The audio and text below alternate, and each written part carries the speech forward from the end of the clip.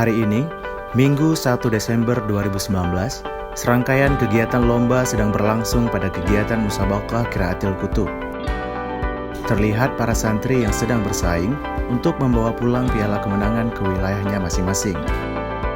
Kita doakan, semoga kegiatan Musabaqah Qiraatil Kutub ini berjalan dengan lancar sampai dengan selesai. Sekian, Hidayatullah Dayah TV melaporkan.